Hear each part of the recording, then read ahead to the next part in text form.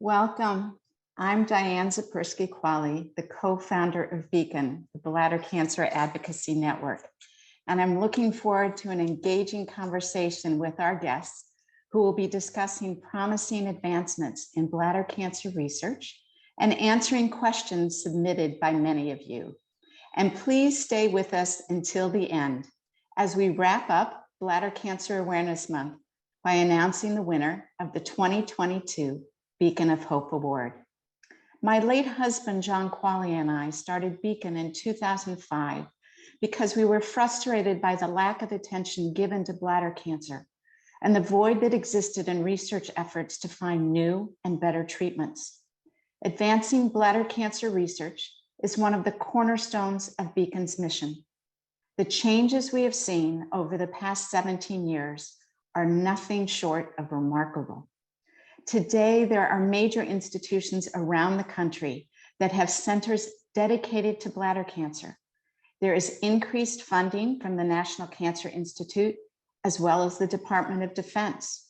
Many pharmaceutical and biotech companies are devoting resources to finding new treatments. Clinical trials are ongoing across the country, enrolling the necessary patients quickly and answering important questions. And we've had many new treatments approved. Beacon has played an important role in this transition. Today, whether someone needs a support team, trusted information, or the latest developments in bladder cancer research, Beacon can provide these things to them because of support from people like you. But our work is far from complete. If you're able to make a gift today at beacon.org/research-fund, you will be providing much needed financial support to those driving innovation to conduct better clinical trials, improve patient-focused care, and find new and novel approaches to diagnosing and treating bladder cancer. Thank you so much in advance for your generosity. Today's program not only provides a unique opportunity to have your questions answered by bladder cancer experts, but it also provides Beacon with the opportunity to highlight our research grant program, which focuses on investing in people. We are committed to encouraging the best and brightest clinicians and scientists to dedicate their expertise and talent to a career focused on bladder cancer. Over the past 10 years, Beacon has made 25 Young Investigator Awards, and tonight we will be announcing the 4 recipients of the 2022 Young Investigator Awards. Yet another reason to stay tuned until the end. These awards are very effective in enabling these early career investigators to become leaders in the bladder cancer field, as you will see from the 2 experts joining me today. It's an honor for me to introduce Dr. Gopa Iyer, who was in our first class of young investigators receiving the award in 2013. Dr. Iyer is a medical oncologist at Memorial Sloan Kettering Cancer Center in New York City. Welcome, Gopa. Hi, it's a pleasure to be here. Thank you, Diane. I'm also honored to welcome Dr. Suneet Banvadia, a recipient of the Young Investigator Award in 2019. Dr. Banvadia is a urologic oncologist at UC Norris Cancer Center in Los Angeles. So happy you can join us, Suneet. Both Gopa and Suneet are actively engaged in the Beacon community in many ways and demonstrate Beacon's nationwide reach, truly from coast to coast. We received over 150 questions from participants, and we'll do our best to capture all the major issues and concerns raised. But I do apologize in advance if we don't get to your particular question. Also, there's no need for you to take notes tonight. The video will be available to you in a couple of days. So with that, I'd like to go ahead and get started. And I have a question, start with a couple questions that I'm going to ask each of you. And Gopa, I'll ask the first one of you. What is one of the most exciting new developments in bladder cancer treatment in recent years that you think has made a real impact on patients' lives? Sure. No, that's a great question. Actually, it's harder to answer that now than it was a few years ago, I would say, because of all the new developments we've had. I have to say, honestly, I think the new systemic therapies that were FDA approved just in the last 5 years, that includes both immunotherapy as well as what we call antibody drug conjugate therapies for patients with advanced bladder cancer. These agents have really led to a sea change in how we manage bladder cancer and have really given our patients a lot of hope that not only can their disease be controlled, but actually without as much of an impact on their quality of life as, say, chemotherapy has been. So that's been a goal we've all been working towards, and it's great to see that change there. Sumit, how about you? What do you think is one of the most exciting developments that impact patient care and patient lives? I think along the same vein that Gopa was alluding to is the option for patients to retain their bladders, whether it be in the BCG refractory space and sort of high risk non-muscle invasive bladder cancer. We certainly have seen a lot of exciting, promising new options in that space, where really we didn't have much to offer other than cystectomy once BCG had failed. And also perhaps even, I think it's not quite there yet, but the hope moving forward is that for a certain very selected number of patients with invasive disease, that there may be options other than radical cystectomy or chemotherapy radiation that might offer them, reasonable cure rates. And that's pretty exciting. It's very exciting. So along the same lines, but slightly different, and Sumit, I'll start with you first. What you might have just alluded to this. What one thing are you most excited about in the research pipeline that you hope to be using for your patients in the next 2 to 5 years? 2 to 5 years is hard because we know science moves slowly. And for me, this is a potentially lethal and aggressive cancer, and we never want to lose that window of cure. But we know that I know my patients want to save their bladders. And so for me, the thing that seems like in the next few years that is reasonable for us to think that we'll get there is to identify patients in whom perhaps even with small muscle invasive bladder cancers, there are options for them to save their bladders. And that's I think the most exciting thing for me as someone who spends a lot of time doing cystectomy. Gotcha. And Gopa, how about you? Yeah, I think, actually, I'm very excited by exactly what Sumit said as well. If we were to sort of complement that with patients in the more advanced setting, probably, two things. One is we're starting to see now that because immunotherapy is well tolerated in most patients, that it's actually can serve as a backbone for a lot of additional combination treatments. So now, something that medical oncologists do, right? If two things work separately, let's just combine them and see if we can get a better response rate. I think that's actually now more feasible because immunotherapy is, well tolerated and many patients can actually handle those combination treatments. And we're already seeing early data to suggest that those combinations might be much better. They may lead to much more dramatic as well as durable responses for patients with advanced disease. And then if I were to say one other thing, it would actually be sort of a very broad topic, which would be cellular therapy. So these are treatments where could we take components of a patient's immune system, remove them from the patient and actually genetically modify them outside their body so that they can really be tailored to attack that specific patient's bladder cancer and then put them back in again. These are still in clinical trials. And I think just as Sumit alluded to, I don't know in 2 to 5 years if they're going to be prime time, but certainly I think it could be a new treatment modality that would be very exciting for our patients. So let me just clarify, when you talk about combination therapy, is that combining different immunotherapies, or is that combining immunotherapy with chemotherapy or something else? Yeah, actually, we've seen all of those combinations. So we've seen immunotherapy plus immunotherapy, 2 different immunotherapy drugs that are acting slightly differently to try to help the immune system better see and attack cancer cells. But we're also seeing, starting to see combinations of immunotherapy and chemotherapy as well, which actually might work better than chemo alone in patients who have muscle invasive bladder cancer. That's where there have been some exciting signals. And then finally, immunotherapy with the antibody drug conjugates. That's where, we really have seen some pretty amazing response rates. And it'll be exciting to see if the larger trials that are ongoing show the same.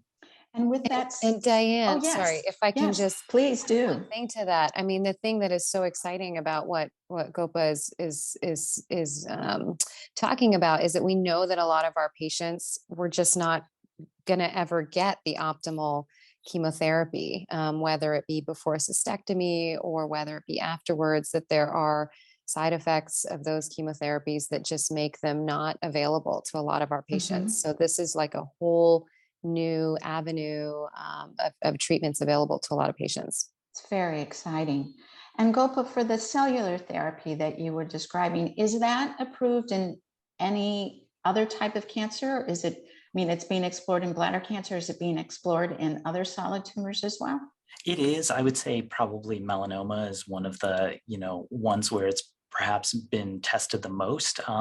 And also in many of the liquid tumors as well, like the leukemias and lymphomas that are also testing it. They're probably closer maybe to FDA approvals. But I think a lot of sort of pharmaceutical companies are very excited now about exploring these in bladder cancer just because of the data we've seen and the efficacy of immunotherapy in bladder cancer. Okay, great.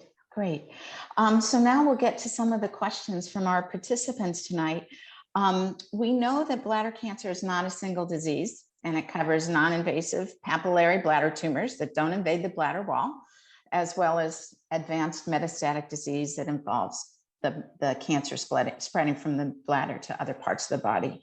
We have a lot to cover, of course, and so I'm going to be going back and forth through these different stages and also back and forth with the two of you. So I'm going to just start, Gopa, with the first question to you. Comes from a lot of people. Why does bladder cancer have such a high recurrence rate? Why does it keep on coming back? That is a great question, and I wish we knew the answer to that for sure. That's not the right answer. I know. I would say, so one of the reasons that we think that's the case is because of this phenomenon that we call a field effect in bladder cancer. So this idea that once a tumor forms within the bladder, it's as if the entire lining of the urinary tract is probably just not normal anymore, that there's some genetic abnormality or other abnormality that is putting it at higher risk now for additional tumors to develop anywhere throughout the bladder. And I think that's a real challenge, for the urologist, as Simi can talk about too, is that, we have to do constant surveillance once a tumor develops, because we know that the risk is there, and it could happen anywhere along the urinary tract, not just in the bladder, but actually even in the upper tracts as well. Yeah. And so, Sumit, along those lines, if I have recurring low-grade papillary tumors, is it likely to progress to high grade over time? And what does cause a shift from low grade to high grade? So from the data that we have that is somewhat old at this point, we think that truly only 10% of people with low grade non-muscle invasive papillary tumors will really progress to, let's say, high grade disease. So more often than not, patients with recurrent low-grade disease will not progress. The tumors do tend to be recurrent in about 40 to 60% of patients. So we know we need to do surveillance. We do have newish adjuncts that are available to us to help us in that surveillance, whether it be blue light cystoscopy. Some of us, a few centers, are lucky enough to have that in the clinic and can use that. We do also have, urine-based, non-invasive markers for recurrence. However, the problem with those is that they tend to, if they do miss any, they tend to miss the low-grade recurrences. So it is a problem because it is essentially, for most people, they won't progress, but it becomes a chronic disease with recurrent cystoscopy. However, I will say that, now looking back even a few years, we certainly are doing fewer cystoscopies than we used to. So hopefully we can continue to decrease the burden on that side without missing tumors that matter. So that leads to another question we got from our participants, Sumit. How many resections can my bladder handle if I'm being monitored for the remainder of my life or however many years I need to? Well, not all resections are the same. And certainly there is an emphasis and a growing emphasis, I would say, in doing things that take care of the problem and yet don't leave patients with the side effects of all those resections, because they can be significant, as I'm sure people on this call Mm-hmm. could attest to. For the low grade disease, we know that it's safe if you have, in whatever framework you have available to you, reasonably ruled out that this is a high grade tumor. We know we can safely fulgurate those in the clinic. So applying a little cautery to those areas. And that patients, people seem to, and bladders seem to tolerate that pretty well. But yeah, when we're looking at the recurrent high grade, especially now that we have more options, even if BCG does fail, second line, third line, I certainly do worry or see that in some patients, the bladder becomes more of the problem, even if we've got a pretty good control of the cancer. So it is challenging. There's no one number, but it is challenging and certainly something to discuss with your urologist. Yeah. And Gopa, if I'm initially diagnosed at stage 2, or with muscle invasive bladder cancer without prior symptoms, does that mean that the tumor developed quickly? Do some tumors start off as aggressive? Right. I think it doesn't necessarily mean that the tumor developed quickly, because, it's sort of a snapshot in time that we're seeing there when somebody, let's say, is just diagnosed for the first time with muscle invasive bladder cancer and, just never had any symptoms, right, that would even require them to meet with the urologist, let's say, or their primary care doctor initially. And so, it is certainly possible that tumor could have been there for even months potentially, and might not have actually ended up causing symptoms and ultimately, developed into an invasive tumor. When I talk with my patients about it, I kind of use the analogy of, we don't necessarily have sort of a screening like we do colonoscopies, to identify a polyp within the colon in the same way and follow it. We really have to wait until patients oftentimes will have symptoms, and then we kind of look into that. Some tumors, though, do start out as aggressive, I would say, and there are certain features of them, the high grade tumors, let's say, are the ones that have certain other histologic features to them. They don't exactly look totally like bladder cancer. They're, let's say, poorly differentiated, and those would certainly suggest a more aggressive type of tumor. Okay. And how many years need to pass without a recurrence before I can be declared safe, basically free of bladder cancer? That to me. Either of you. Go for it, Gopa. That's going to be an unsatisfying answer for the audience, I think. Well, why don't we divide this one up, Sumita? I can talk about the advanced stage. How about that? Sure. In the advanced setting, I would say, okay, I have to be honest, there's not going to be a time that we're ever going to say 100%, but I would say, let's say that somebody had muscle invasive bladder cancer and underwent a cystectomy. And, usually I tell my patients, if it's been 2 years out from the cystectomy and there's no evidence of disease, that's sort of a landmark time point that we've reached. And their chances of a recurrence, let's say a metastatic recurrence, are much lower at that standpoint. And then when we get out to 5 years, the same thing. That's what I usually say. That's my second landmark. And at that point, honestly, I think it's exceedingly rare, probably less than 5% that there's going to be a recurrence that far out. But it doesn't mean, even for my patients that are out 5 years or more, we're still getting imaging usually once a year, and following them carefully just to ensure that we monitor and catch any recurrences early. Okay. And Sunit, your turn. Yeah, and I'll try to be really succinct about this, but yeah, as Gopa was saying, if somebody's after cystectomy, for example, and was muscle invasive disease, but didn't have any lymph nodes involved or anything like that, yes, we talk about, yes, you've reached the 2-year mark, and even at the 3-year mark, that's another milestone, but we are still, and we sort of have this idea of 5 years, but by our guidelines, we're still doing annual scans after that. Although certainly at that point, I tell patients, look, you're just, you're coming in mainly for me to hear how you're doing with your urinary diversion, for example, and make sure your kidneys are healthy and all of that. From the non-muscle invasive standpoint, it's such a mixed bag. And so we really do need to stratify and come up with our surveillance plan based on whether you're low risk or intermediate risk or high risk within that mixed bag of non-muscle invasive bladder cancers. For the low risk patients, recurrences after 2-3 years still can happen, but they tend to drop off. Patients somewhere after the 5 to 7 year mark, we really do think we probably are not going to catch a recurrence at that point. Every once in a while you will see one, but we don't have, after that 5 year mark, I think for everybody, the rate of recurrences certainly drops down significantly, but there's not a great point at which we can tell people to not be at least a little concerned about it, unfortunately. And so people just have to be accepting the fact that they're going to have a long-term relationship with either their medical With us, oncologist or yes, with their Exactly. physician. Exactly. Exactly.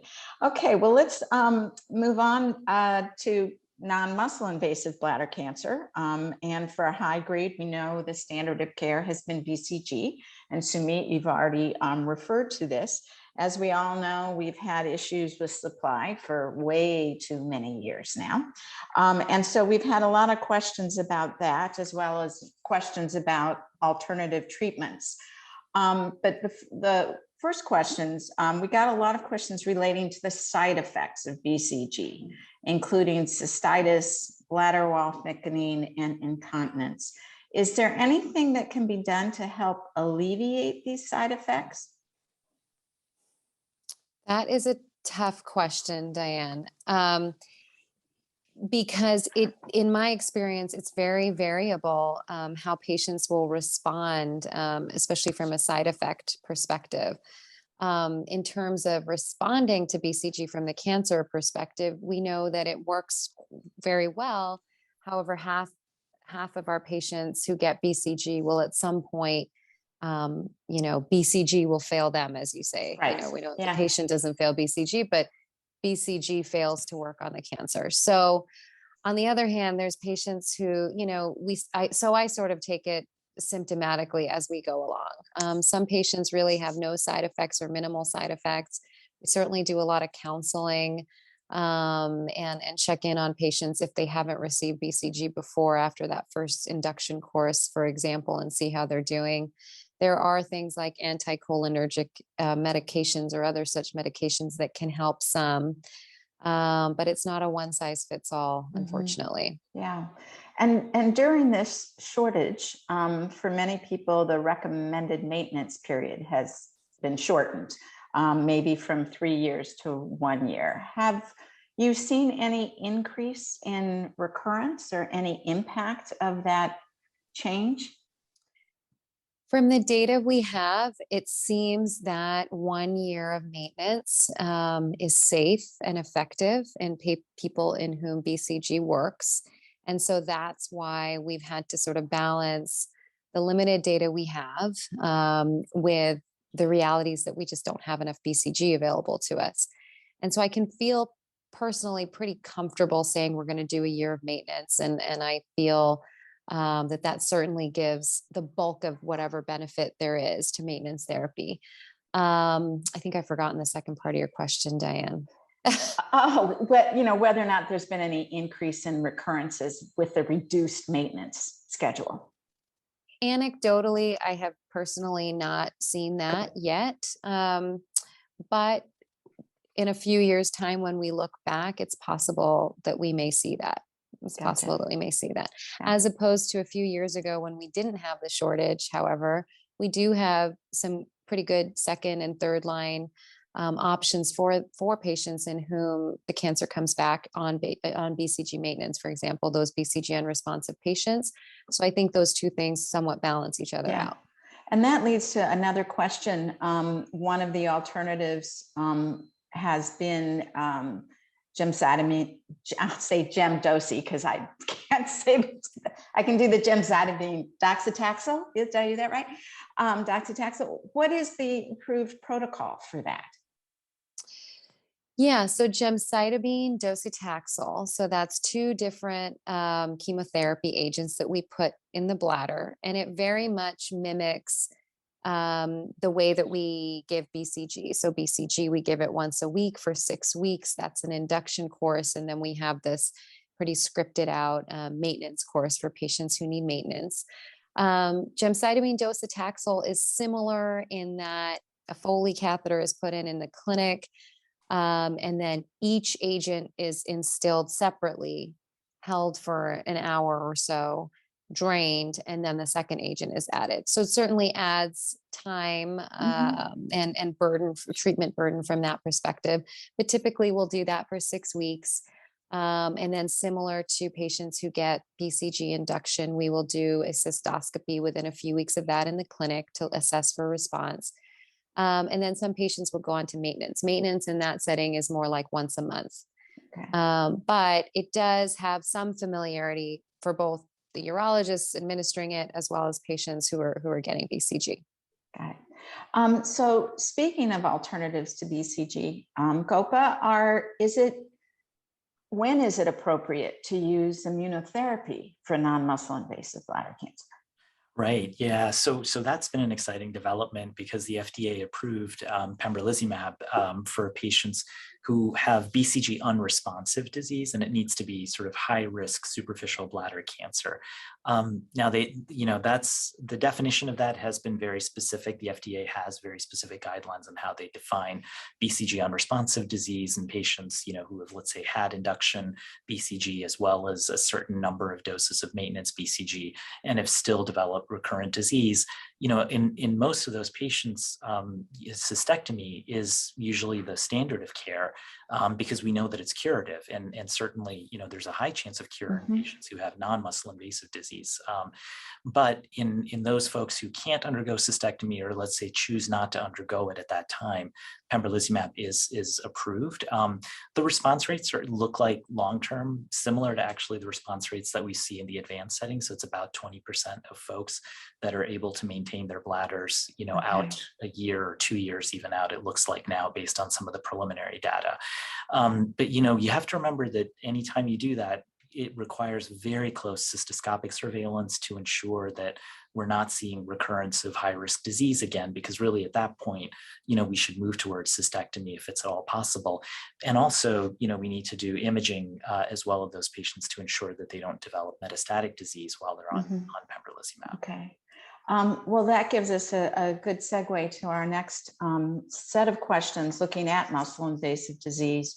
And the standard of care, as we're discussing oftentimes, is chemotherapy followed by bladder removal and reconstruction of a new urinary system. But GOPA is, this I think goes for both muscle invasive as well as advanced disease. Is a detailed genomic report necessary or useful for determining the appropriate therapy? And can you create a customized chemo treatment? And this would be even for the pre-surgery, neoadjuvant chemotherapy. Right. Well, I'm going to be a little biased on the first question there. I think a detailed genomic report is always an excellent idea in bladder cancer. I would say that, for most of my patients, I do offer genetic testing, even for folks who have muscle invasive disease, but not because it's going to necessarily change the management that I'm going to recommend to them. I'm actually doing it more because despite doing, let's say, neoadjuvant chemotherapy and a cystectomy, if at some point that cancer does come back, that's where that genetic information could be extremely helpful to help manage their treatment or even identify novel treatments for them. But in the muscle invasive space, typically, if a patient is eligible for cisplatin, and I know we're probably going to talk about that a little bit later, we typically do recommend one of two chemotherapy regimens for them. We haven't found that changing those regimens is necessarily better, and actually could be worse in some cases because we don't know that other treatments are necessarily as effective as the two that we typically use. Gotcha. And Sumi, you referred to this in your answer to the very first question about bladder preservation in lieu of bladder removal. And so what's the current thinking about that? Are you seeing that happen more often now? And what does that look like? Well, we're not there yet. I think that it would be, I personally don't feel like the data is there to support preserving people's bladders. And what we're really talking about, I think, is when you give somebody chemotherapy, and after chemotherapy with muscle invasive disease, if we were to do another CT scan, take a look in the bladder, and we really can't identify any bladder cancer, is it safe to tell those patients, okay, we can just continue to do close surveillance, but we don't need to remove your bladder? Mhm. And we just don't have the data yet to support that as being a safe recommendation. Again, this is a very aggressive, lethal disease. We know we have a window of cure, and we don't know yet which of those patients. Well, there's a couple of issues. We don't know which of those patients the disease is going to come back, and then maybe come back in a way that you can no longer give them a reasonable chance of cure by Mhm. surgical removal of the bladder. And that's an opportunity that once missed is not one we can get back. And the second part is that you don't know if there is cancer there, but our radiographic techniques or our cystoscopic techniques are just not advanced enough to pick up low levels of cancer that still exists.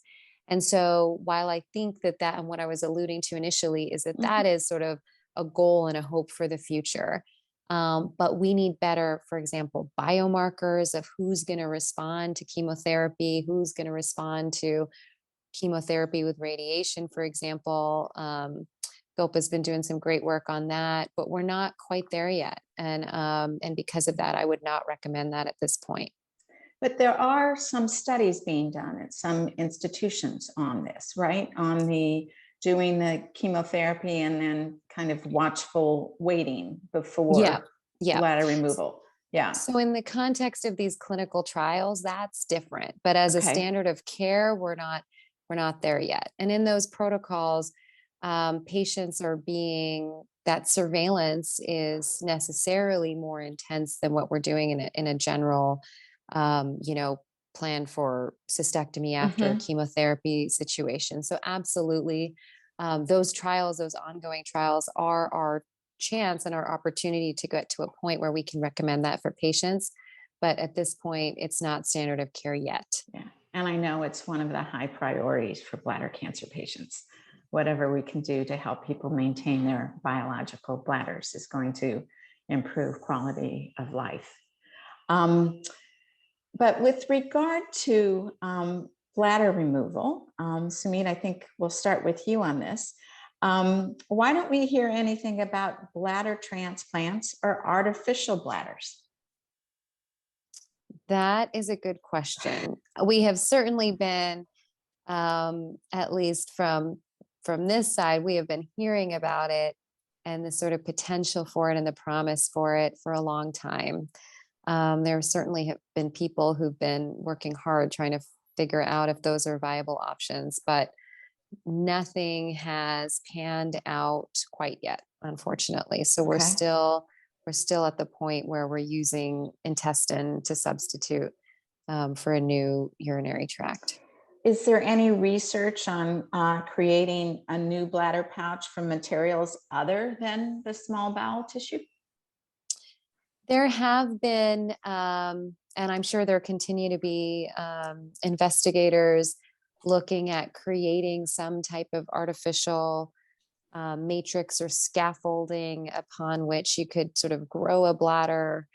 And unfortunately, to date, nothing has made it to the point where we could really be trying that out at this point. Okay. And one more question dealing with the urinary diversions. Peristomal hernias after diversion seem to be fairly common. And why is this? And are there any advancements in methods for repair? Yeah, peristomal hernias are a tricky problem to treat once they develop. And we don't have great predictors of who's going to develop them. So there are things that we do at the time of a cystectomy with an ileal conduit that are supposed to decrease the risk of a peristomal hernia. For example, bringing up the conduit, between the pieces of muscle of the rectus muscle to give some added support.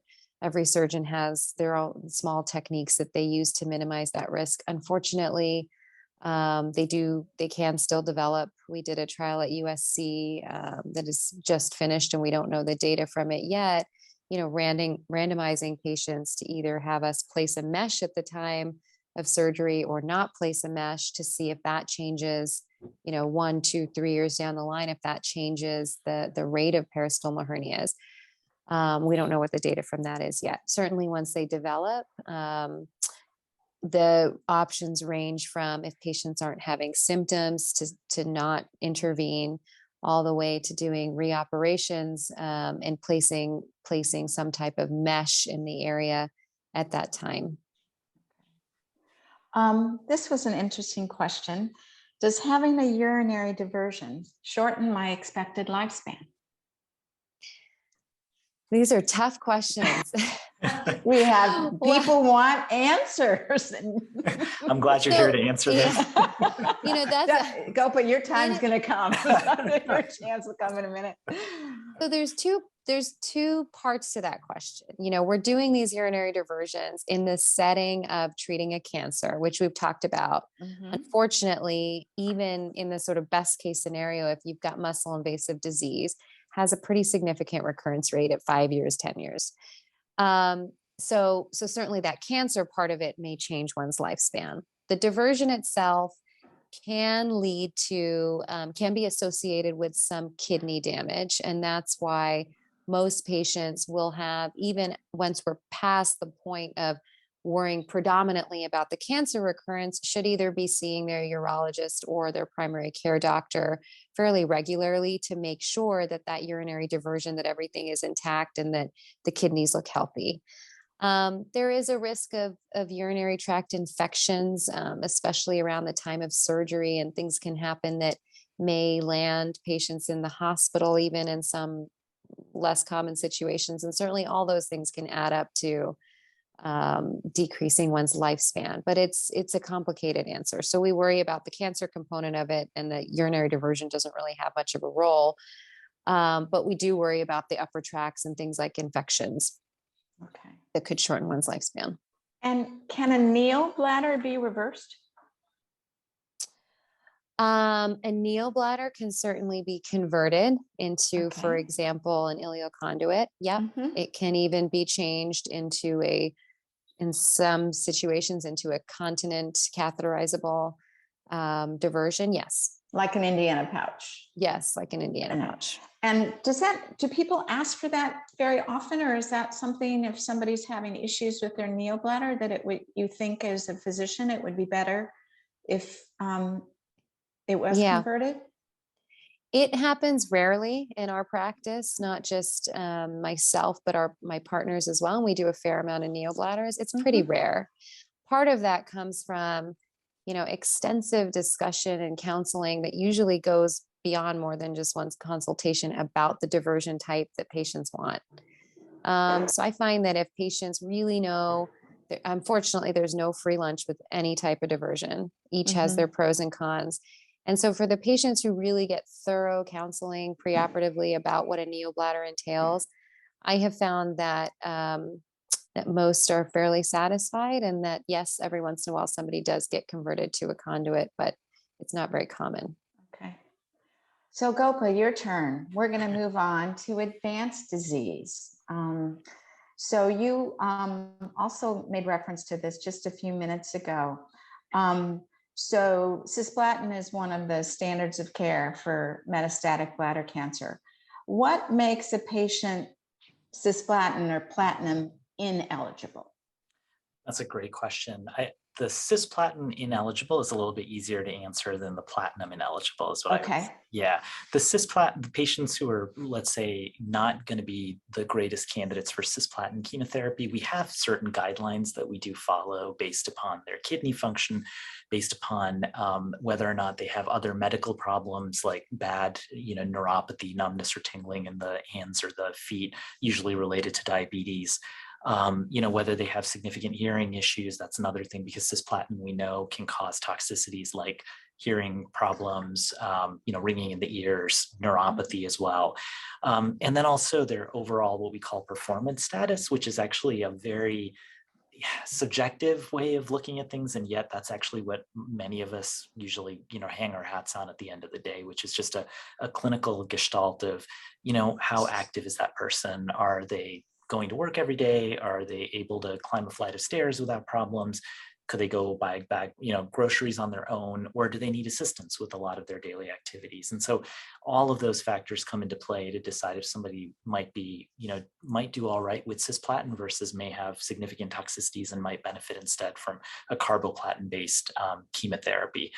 And then to your second point, calling somebody or categorizing someone as platinum ineligible, I would say there's less data on that. And probably the things that we use most are the performance status more than anything else.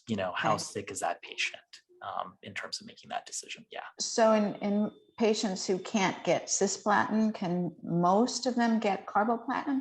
Yeah, most patients are able to tolerate carboplatin-based chemotherapy if they can't get cisplatin. Certainly we can, in the advanced setting, we're a little bit more liberal about sort of reducing the dose of the chemotherapy if we need to, delaying treatment a little bit if we have to. But carboplatin doesn't have a lot of the same toxicities or severe toxicities as cisplatin does. Yeah. Is it as effective as cisplatin? So if you look at the data all around, with cisplatin-based chemotherapy, there are patients who can have what we would probably call cures with cisplatin-based chemotherapy. It's a small group, but going to something that Sumit mentioned in the sort of perioperative space, this is true in the metastatic space as well, is we don't have the biomarkers yet to tell us, who's going to be in that group of patients that are long-term responders to cisplatin quite yet. But we're looking into that. But with carboplatin, I would say that's not the case. We don't usually ever see patients have durable long-term responses from carboplatin-based chemotherapy alone. So it's not as effective. But if the patient is coming in and they have, let's say, pain from their disease or just a high burden of disease, they can't get cisplatin, but they could get carboplatin, we would certainly treat them that way with carboplatin chemo. Yeah. Okay. And we've also talked the fact that today we have many additional options for therapy. We have many options for immunotherapy for advanced disease. I don't know, 5, 6. I mean, there's multiple, right? I've lost count. How do they differ? How do you, as the medical oncologist, decide which immunotherapy to give to a particular patient? Boy, it's and things are changing so quickly that my answer might not even be right. And in a few months' time, we'll have to see. But as of today, yes, as of May 25th, yes. As of this moment. I think right now the standard treatment that a lot of us do is if a patient comes in, let's say, with advanced disease, and we can give them platinum-based chemotherapy, we're going to do that first. That's still our standard of care in the first-line setting as of now. And if they have at least some stability or shrinkage of disease on treatment, then we typically will move directly to immunotherapy at that point. And it's what we call maintenance immunotherapy. And there's really just one drug that has gotten approval, which is avelumab, maintenance immunotherapy in that setting. And that was based on a trial that really showed a major survival benefit, probably more than we've ever seen actually in urothelial cancer, when we gave immunotherapy right after chemotherapy. Whereas in the past, we would give chemotherapy and then we would just monitor. And if the cancer came back, we would do immunotherapy at that time. Now we're not waiting. We're just giving it right away at the end of chemotherapy. If a patient can't tolerate any platinum chemotherapy, let's say, then right now, the FDA approved agent would be pembrolizumab, and that probably has the most data for it as well. And so that's what I typically go to. If I can't give any platinum chemotherapy, I'll give pembrolizumab. If I can, I'll do that chemo followed by avelumab maintenance. And what if my cancer doesn't respond to the platinum therapy? So if things progress on platinum chemotherapy, then typically we will go straight to immunotherapy at that point. And which one then is it? Do you have a choice of which one? And you do have a choice. Actually, you could do avelumab, you could do pembrolizumab, you could even do nivolumab because that's been approved in that setting as well. I typically go with pembrolizumab because that's the one drug that has a phase 3 trial that actually showed a benefit compared to chemotherapy. And so that's been my drug of choice. But to be honest, I mean, the toxicity, the side effect profiles are actually very similar amongst all of those compounds. So, and the good news is that probably 85 to 90% of patients will tolerate those treatments without significant side effects. So it's very nice to have that. And then follow up. So for the patient whose cancer does respond to the chemotherapy and immediately go to immunotherapy for maintenance, how long does that maintenance last? Yeah, that's a tricky one. On the trial, we didn't have a stopping point. And so it's a real conversation that we have to have with our patients that number one, we don't know what the optimal time is to be on avelumab maintenance. And it does require, a lot of, it's every 2 weeks and patients would have to come in, have blood drawn and have an infusion for about 30 minutes to an hour. And so, I usually sit down and have that conversation and say, probably at a minimum, I would do probably 2 years. That's what most of us have been thinking right now. And we're probably all waiting every time we come to one of our national meetings to see, okay, what does the data show? How have patients been doing long term? Can we make a better decision based on that about how long to stay on immunotherapy? Okay. And while we're still on immunotherapy, this is actually for both of you. Is immunotherapy effective for upper tract disease? Sumit, do you want to go or do you want me to go? Either way. Oh, no, go ahead. Go ahead. Okay. I would say, so that's a great question. It's very interesting. I think, in the clinical trials for patients who had advanced urothelial cancer, they didn't really specify. It could be from upper tract, it could be from bladder. And it seems like the response rates were pretty similar to immunotherapy. So the short answer would be yes, for sure. I would say the exception where I personally would say definitely use immunotherapy is in patients who have upper tract disease that's related to Lynch syndrome. Well, and that was another question. Can you explain the connection between bladder cancer and Lynch syndrome and what Lynch syndrome is? Sure. Yeah. So Lynch syndrome it's an inherited genetic disorder. So it means that it can be passed on from a parent to a child or down generations. And typically, what happens is patients with Lynch syndrome are born with a specific genetic mutation that makes it much more likely that mutations are going to just develop over time in the DNA. And that's really because all of us, when we're born, we have a very sophisticated repair mechanism that fixes mutations in DNA. And in Lynch syndrome, that repair mechanism, or one part of it, is not working. And so these patients are just much more prone to damage to their DNA. And as that damage accumulates, it results in cancer. And so the one thing we don't know is why there are very specific cancers that those patients have a higher risk of developing, like why not cancer everywhere or anywhere in the body? But it seems like they have a high risk for developing specific ones, including colorectal cancer, ovarian cancer, and then interestingly, upper tract urothelial cancer, so in the kidney or in the ureter. The reason that's so interesting is because there are so many mutations in those tumors. Typically, we look at those mutations as sort of all like little signposts that our immune system could identify and say, hey, that's not normal and should attack. And what we found is that those patients with those Lynch syndrome associated tumors, they tend to be very, very sensitive to immunotherapy. And there's a separate FDA approval actually for immunotherapy in Lynch syndrome related tumors because of that. And what is that drug? What is that type of Pembro? Yeah. So Sumit, if somebody, when you have a patient who's diagnosed with upper tract, do you do the genomic analysis to see whether or not they do have the Lynch syndrome mutation? No, not necessarily. Certainly, we take a very thorough history. I think we've realized over the last few years that that we were not being as mindful of ruling out Lynch syndrome as we probably should have been. So really thorough history, eliciting family history regarding those other, either personal or family history regarding those other malignancies that Gopa mentioned is really important. And then for me, I don't necessarily do sequencing for every patient. If there are features that are specifically aggressive or unusual, then yes, we will. Or if there's anything in the history, there's a whole criteria, a clinical criteria for Lynch syndrome. So if somebody even veers close to that, then yes, increasingly we will send that off. Yes. Okay. Gopa, one more question with advanced disease. Is there a particular spot or spots where bladder cancer is likely to metastasize, to spread? Yes, yeah. So the patterns that we've seen are typically the first spot is usually lymph nodes. So either lymph nodes within the pelvis or higher up, oftentimes, or what are first involved. But then as things spread beyond that, we can see it in the lung, the liver, or the bone. Those are probably the three most common sites that we see bladder cancer. Could it go to other areas? For sure, it can, but those are the main places. And luckily, our scans, are usually pretty good at being able to detect, disease in those areas.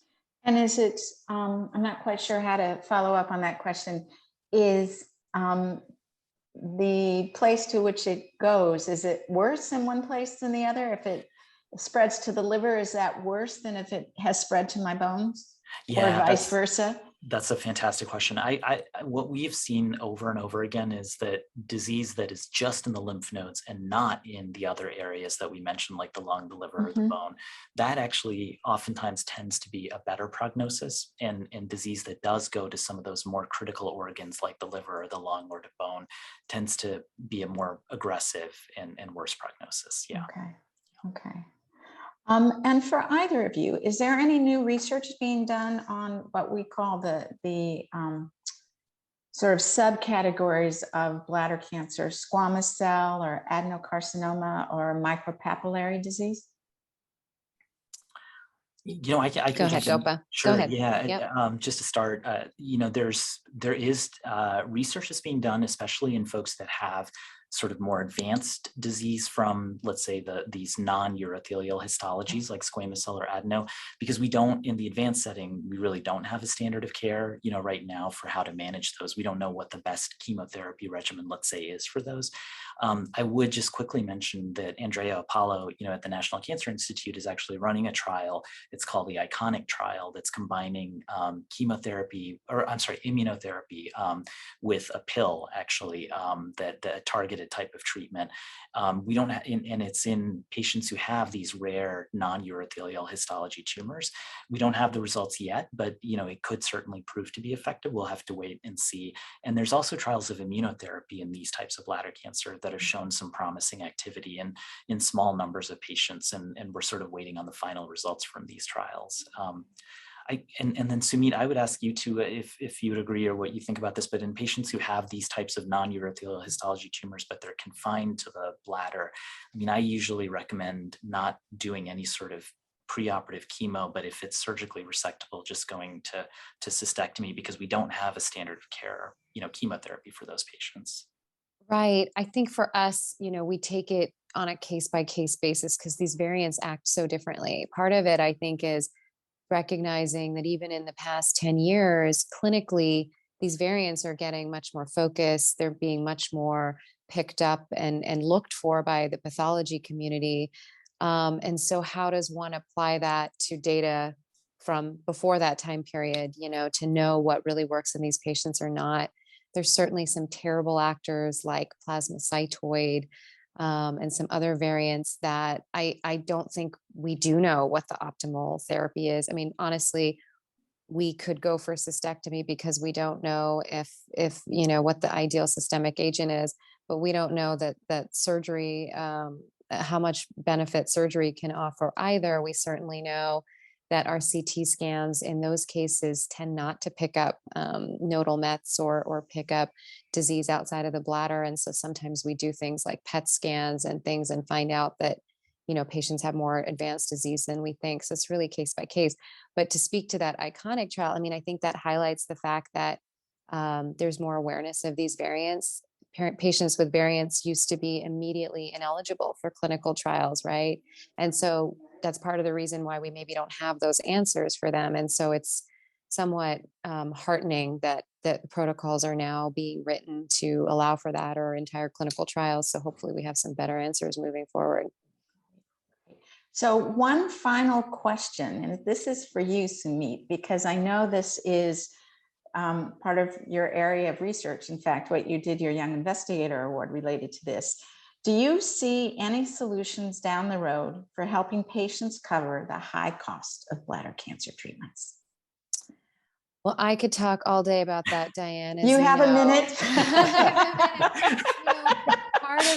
Part of it comes in the promise of really this sort of precision medicine approach to it, whether it be from a patient's life situation and really quantifying and being able to predict both cost transparency for a patient, and also to sort of look at sort of patient factors, whether it be age, whether you're retired or not, what kind of family support you have, all those things, and factoring that into at least helping plan for them and financial navigation and things like that, but also knowing which, whether it's biomarkers or better imaging and all these things, which treatments are going to be most efficacious in which patients. So we perhaps don't have to, treat everything with a hammer. Perhaps we can be sort of decreasing the different types of treatments that patients get. So I think it's a balance between those things. Okay, great. Well, we're running towards the end of our time. I want to thank you both so very much for sharing your insights and your expertise and your time with us. I know it's just so exciting to see doctors such as yourself devoting your time and energy to really improving the lives of bladder cancer patients and their families. So on behalf of the whole community, I want to thank you. And before we sign off, it is my great, now that we've heard from two of our former young investigators, it's my great pleasure to share with you the 2022 class of the Beacon Young Investigators.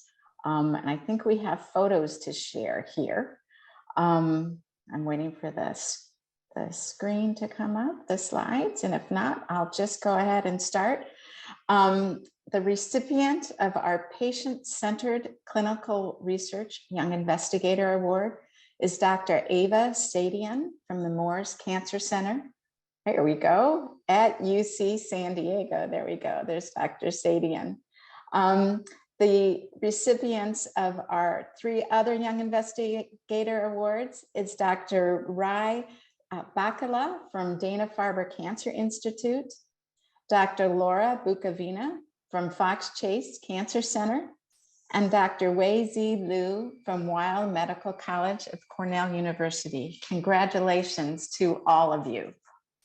And for the second consecutive year, and as part of our celebration of Bladder Cancer Awareness Month, we asked members of the Beacon community to nominate that special someone who served as a beacon of hope and light in their bladder cancer journey. We received more than 80 nominations, a record, and from that, 3 finalists emerged.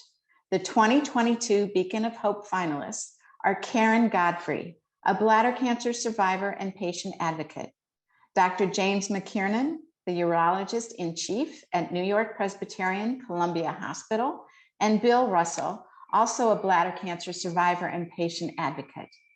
Beacon received hundreds of votes, and now it is my distinct pleasure to announce that the winner of the 2022 Beacon of Hope Award is Karen Godfrey. I can personally attest that Karen has been involved with Beacon since almost the very beginning. We first met in 2007. She's very active on the Beacon Inspire community and even organizes a bladder cancer support group in her home state of Florida. Here's what one of the people who nominated Karen had to say about her. Karen has spent numerous hours on the phone with me before and after my surgery. I texted her when I was in the ER at 7 a.m. and she responded with a phone call. It was so reassuring to hear her calm and comforting voice, as well as the course of actions she suggested. She followed up with me a couple of days later to be sure my issue was resolved. So glad I was connected with this knowledgeable and helpful lady. She is the best. Congratulations, Karen, on receiving the 2022 Beacon of Hope Award. So that concludes our program. I thank all of you for joining us, and thank you for your continued support of Beacon and our bladder cancer community. Goodbye.